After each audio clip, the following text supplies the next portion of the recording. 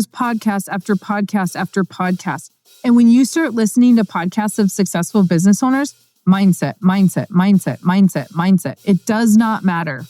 I don't care if you're in the farming world, if you're in blue collar business, if you're just a small business owner. I don't care if you have no business. It is all 100% mindset. And we have control of that.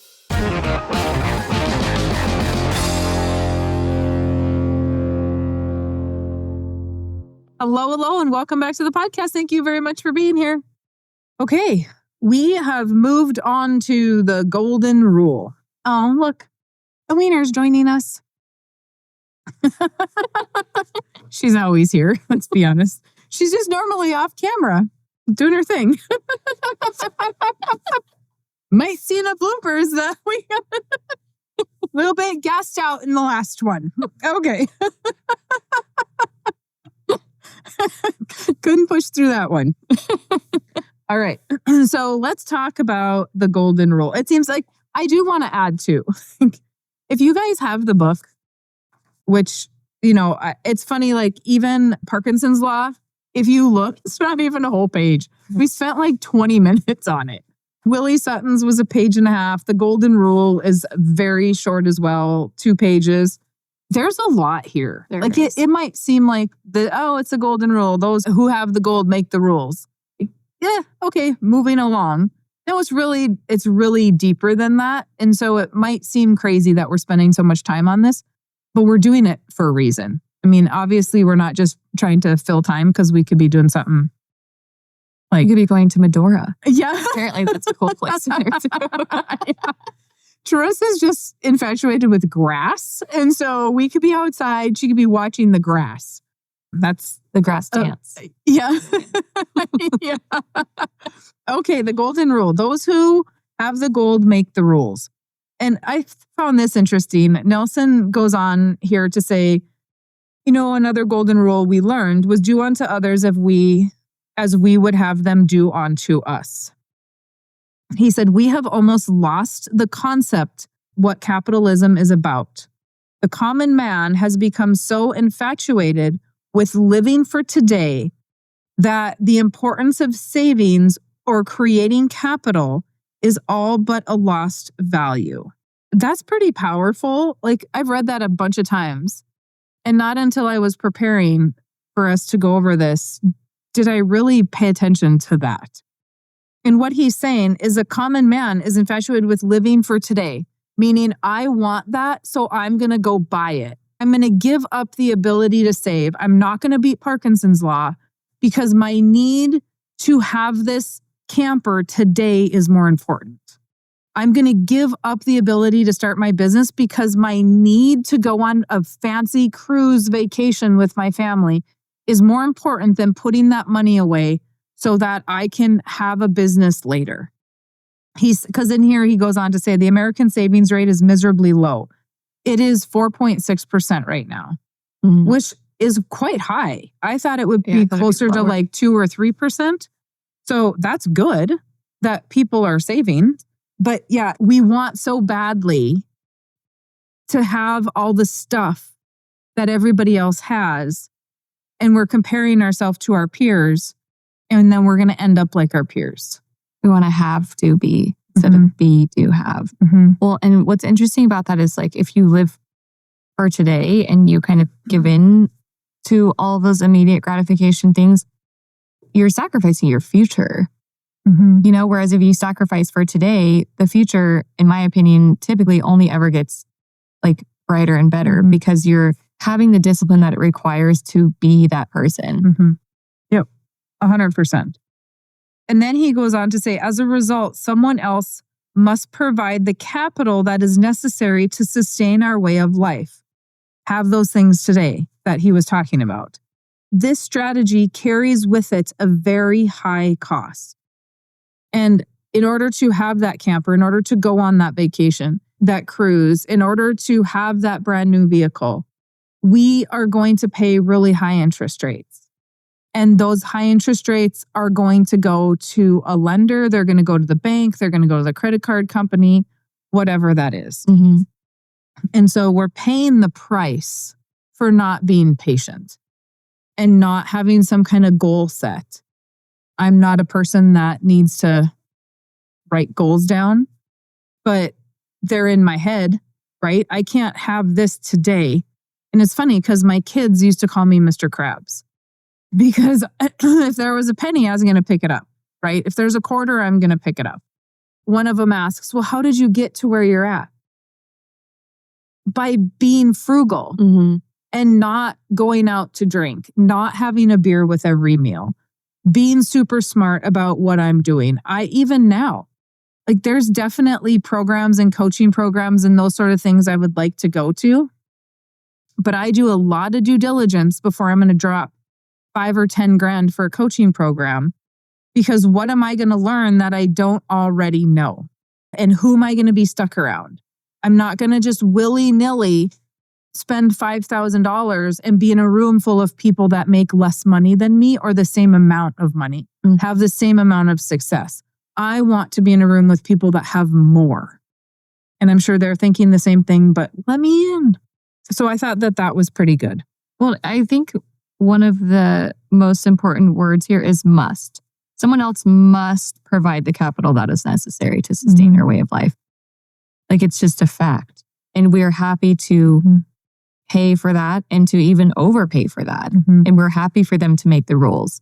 And it's like you're making the banking business turn generation after generation because you have not taken the time or the discipline to do it for yourself. Yep. And then he starts talking about Panasonic and how they moved a plant into Mexico because Panasonic thought, well, great, we're good business people. They're good workers. We're going to move this plant into Mexico.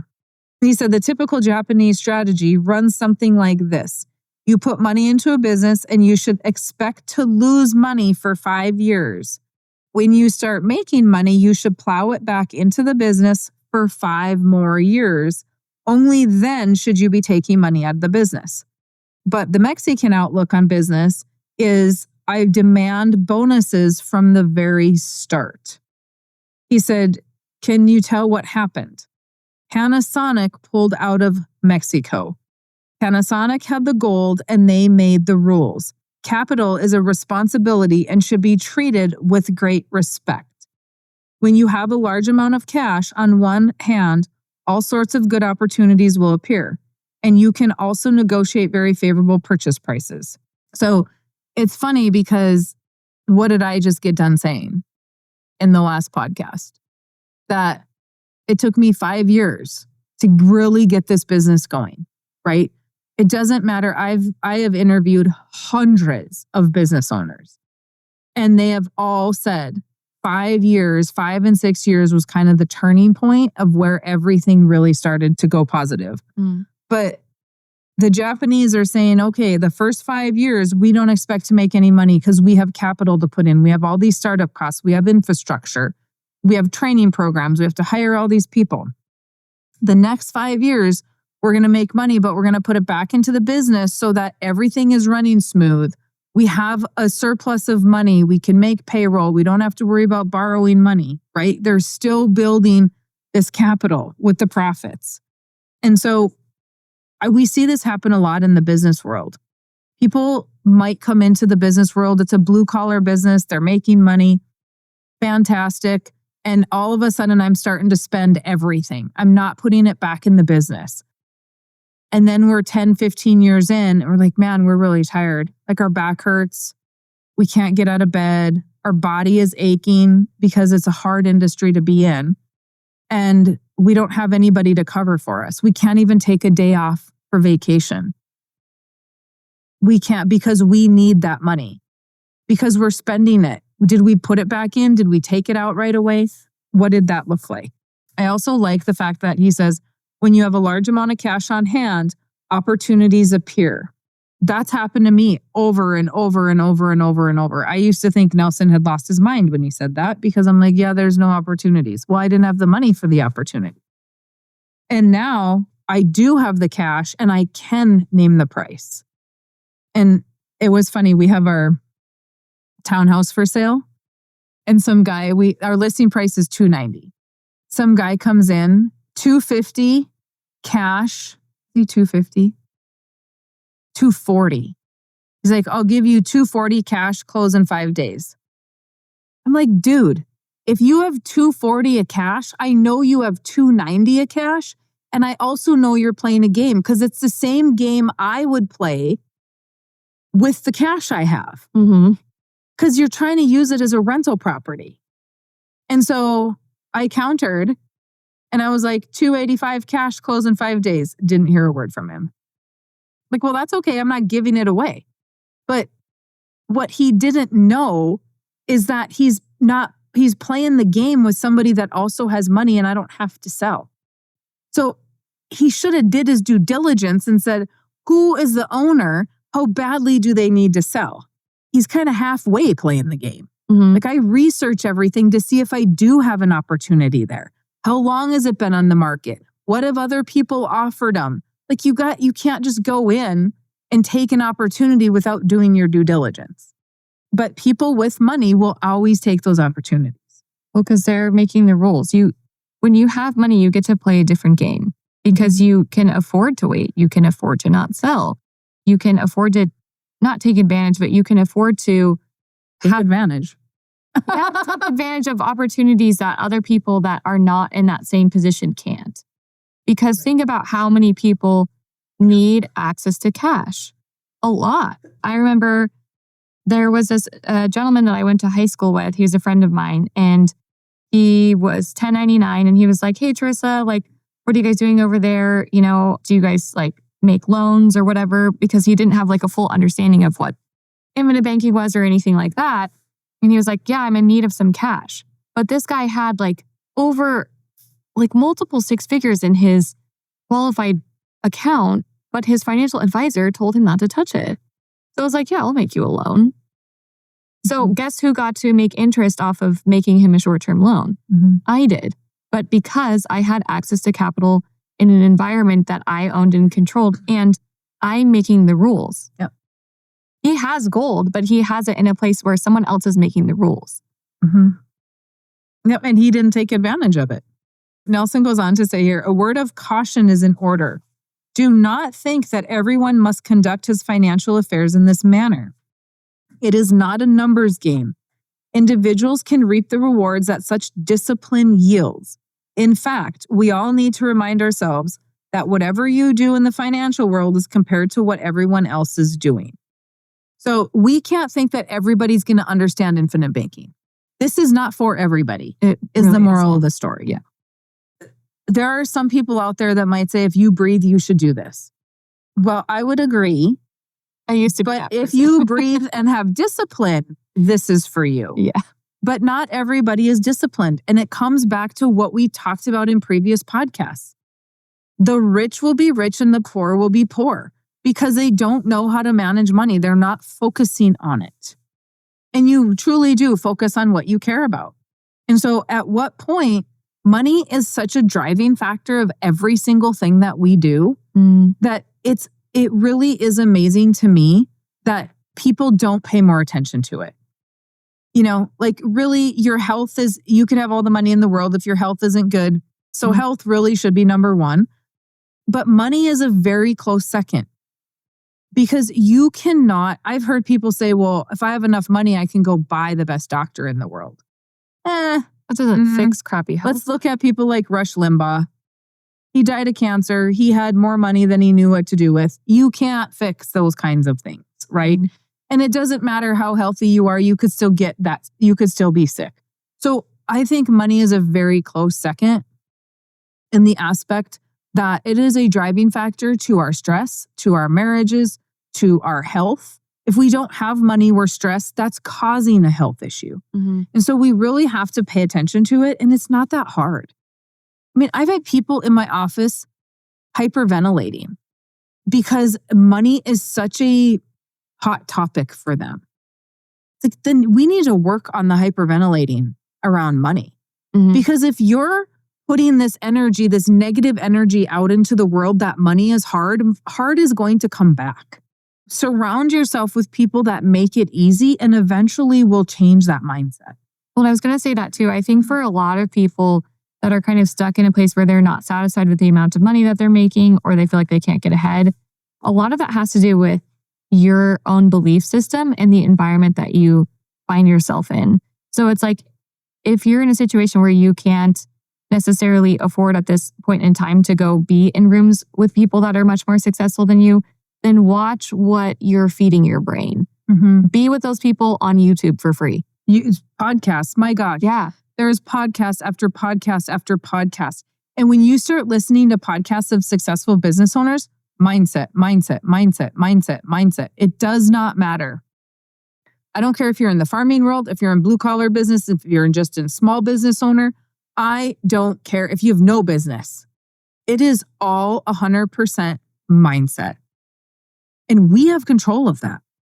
We do. It's your belief system. It's like, what do you believe? Why do you believe that? Like, was that even your belief, or was that gifted to you by your parents or whoever? Like maybe the belief was money is bad, or whatever the case is. But make sure that it is serving your journey and where you want to move forward to. Because if it doesn't, then maybe it's not a good belief system. It's okay to challenge. It's good to challenge those things. Absolutely. Yeah. I mean, it's just like me challenging you and saying, Trissa, if you buy that house as a rental, what's the worst case scenario? Are you going to be homeless? Okay, what's the worst? No, like I can change and help with that mindset of that fear of saying, I can't do this because it's too scary. What's the worst possible thing that can happen? And even if you were homeless, let's just say it made you homeless. Do you know how to make money? Do you know how to work? Are you capable of doing such a thing? Yeah. So you get yourself back out of it. How many business owners, millionaires, billionaires have filed bankruptcy over the years and then they just start over? You've already done it one time. To do it 2 or 3 or 4 times is no big deal. That's why a lot of successful people have multiple businesses, because they've created one. Let's just keep creating the same one. Just duplicate their skill set. Yeah. Business is business, right? Yeah. That's a really good point. And that's why I'm so grateful for Mary Jo. Okay. And he does, it's interesting because he says, history, like nature, travels in cycles. Both liberty and oppression contain the seeds of their own destruction. What are you watering? Are you watering oppression? Because then you're going to get oppression, right? Whatever the seed is, you water that, that's what's going to grow. You don't plant corn and wheat comes up. Okay, what you plant and what you water is what's going to come up. What you focus on expands. And I think here's the thing. Like, are there extenuating circumstances where like it is harder for some people sometimes to do whatever? Sure, yes. And all those things can be true, but still the question remains, what are you going to do about it? Because you can sit there and feel sorry for yourself your whole life if you want to. But who does that impact? Just yourself. So even if all these things are other people's faults, how can you look at that and say, how do I want to grow from the situation? Things are going to be unfair all the time. Yeah. There's going to be circumstances that are not ideal all the time. And do you really want to let that take you out? Because to me, I will get up and fight because I don't ever want to be a victim in my own story. I want to be the hero in my own story. I want to say, hey, this was challenging. How can I grow from this? Yeah. Because that is a path forward for me, right? Versus just being like, this is just how it is. To me, that is like beyond defeating. And the question needs to be asked, how can I? Right? And I say that over and over and over, and I'm a broken record. And I could write it in every page of my book. But the question becomes, how can I? It's not we can't do this. No, how can I do this? Because that's what I want to do. I've never said, I can't do that business because people said it's not going to work. How can I do it? We have to kind of be the big thinkers. And Nelson goes on to say, let those feelings of jealousy well up within you and cause you to alert yourselves of the true condition. We have become a society of it's okay to be you. It's okay to be where you're at. And it is if that's where you want to be. But he's saying, be jealous. Try to be better than who you are. Try to go above and beyond and be competitive to some extent, right? I am competitive amongst myself. I'm looking always at where have I come from? Where am I going? What does that look like? I don't look at the industry as a whole and go, oh, how am I compared to that guy? No, I don't care. I'm not going to, because I know what I want. I'm not going to compete with you and say, oh, look, I need to do X, Y, and Z because you make more money than me. You have more clients. You're more successful. You're traveling more. You're speaking more. I don't frankly care. I look at you and go, kudos to you. You're on the road all the time. Love that for you, right? Like, I am not going to do that because it's not what I'm into. But that doesn't mean that I should just sit back and say, well, it's okay where I'm at. I'm going to be competitive amongst myself and say, why can't I do better? Where I'm at is okay, but it's not great. Let's keep moving. There's always room for improvement. My mom says it's the greatest room in the world. I love that. The biggest room in the world. I love that. That is so awesome. Your mom has some good ones. She does. She has some. She's a wise lady. Love you, Mom. Okay, so I'm going to be on page 32 now. People don't just play their proper role in the scheme of things. They have abdicated their opportunity and responsibility as it pertains to the banking function in the economy. They're depending on someone else to perform that job, and the character in the play is making the most money. And rightly so, because of the golden rule. Those who have the gold make the rules. It can be no other way. And I think that there are so many parallels to the stories that Nelson tells and the process of becoming your own banker. Because what he's saying is like, these people have figured this out and they make money off of the flow of money, the flow that must happen. And if you continue to do this generation after generation, and no one's taking the responsibility of taking the time and resources to capitalize their own system, then that will continue to happen. People will continue to make so much money off of your family, your business, your future. And if you just said, hey, this flow of money is going to happen anyways, and if I take a portion of it to capitalize my system first, I will be so much further ahead than comparatively to my peers because it'll be easier. You don't have to ask for permission to get access to your money. You don't have to wait until you're 59 and a half. You're not penalized for it if you try to access it. You can have it on your own terms. And I think that this concept works super well for people that have the discipline and people that are committed to being free. I think it works well for people that just ask, how can I be a bank? Nelson is saying here that we don't even wonder how. We've just abdicated that to somebody else. We've just said, hey, you're the bank, so we'll give that to you. We don't ever ask how we can create the bank. It's very much so. Scott likes to gamble, right? I hate it. I hate everything about it. I go to these restaurants that have the little machines and all your tabs and whatever. And I'm like, how do I own one of them? That's where my brain goes. Of being a casino. Yeah. How do I own the machine? Right. I'm not playing it. I'm not giving these guys my money, but how do I own that machine? How can I make the money off of it? How do I own the ATM machine? People are using it. It's making money. How do I make that money? I'm like, I don't want to keep paying people to do everything for me. So how can I create a business to make the money that I get back? And it's just, we just don't think about how things work. And I don't think about how everything works. I'm not like, don't get me wrong. There are some times where, and it just happened recently, I don't even remember what it was. Somebody talked about how something was working. And I was like, God, how embarrassing. I've never even thought of that. Like, I've never once been like, oh, I wonder how that works. Like, that's dumb, Mary Jo, right? But it obviously wasn't something that I was interested in at the time or whatever. And so I think that we probably need to be more cognizant of those things and say, how do those things work?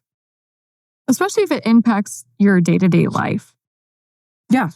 And this is funny. I want to touch on this one. Okay. To further compound the problem, there is this prevailing tendency in the current crop of Americans to look to government solutions to what they think is the problem that is outside themselves. I don't have any money to buy a home, go to college, buy food, endure an emergency, care for the health, maintain a lifestyle that I desire. So there should be some sort of government program to provide these things to me. I have the right to them. I think this is funny because this book was written 25 years ago. And we think this is a new problem today. That we're saying we can't buy food, we can't buy a house, we can't buy all these things. This problem has been here forever. Forever. It's just that we think because of media, and I'm going to blame media for this. I don't care if it's TV, radio, 50 years ago, 100 years, whatever, whenever radio started, right? Before that, it was Pony Express.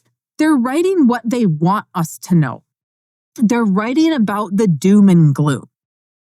And so we think that there's this massive problem, but we don't hear about the people that are not having the massive problem. Because we're not asking, how can we? How do they do that? We don't have the curiosity for any of it. Well, and it's also like accountability. It's like, I think it's not an accident that the brainwashing or like that the prevailing message is that you are incapable. You are incapable of these things. So let me take care of it for you. No, you are capable. Right. You are so capable, but you also have to believe that and then take the actions of somebody who is capable, you know? Yeah, because he also says, it is a national disease. And to survive in a future, this disease must be overcome. You just can't think that way and succeed. You know, a lot of people don't understand that Nelson was a huge advocate of Zig Ziglar. He had all of Zig Ziglar's tapes and he would just listen to them every time he was driving around. He was listening to Zig Ziglar. So when you understand that Nelson was a huge advocate of positive thinking and solution-based thinking, and you listen to people like Zig Ziglar, The Secret, all these thought-based books, he was just rewiring his brain to be more positive. He was probably a fairly positive person anyway, but he was kind of rewiring to make sure that he was feeding his brain with the same stuff. If you're not feeding yourself with positive mindset, and it's not woo-woo crap. I'm not talking about woo-woo crap. I'm just talking about positive mindset. If you are choosing to fill yourself with negative stuff that's causing anxiety, that's causing all of these crappy feelings and thought processes that you can't do it, you're tuned into the wrong channel. We have everything we need at our fingertips on our phone. We have the ability to rewire and re-educate and find the truth and figure out what the wealthy people are doing. They literally are not negative. You do not go into a room of wealthy, successful people and have negativity. You go into that room and it is opportunity, opportunity, opportunity, opportunity. And how can we get to that opportunity? Well, and think about how much you have to gain by asking those questions, by reorienting your thinking to how can I make a difference for my own life, for other people's lives. It's a much more powerful question than just stating, I can't. There's literally no room for growth there. And your mind automatically goes to, I can't. And you can't have negative and positive thoughts at the same time. Scientific fact. All right. Questions, comments, concerns, let us know. Otherwise, you guys have a fantastic day and we'll see you in the next podcast.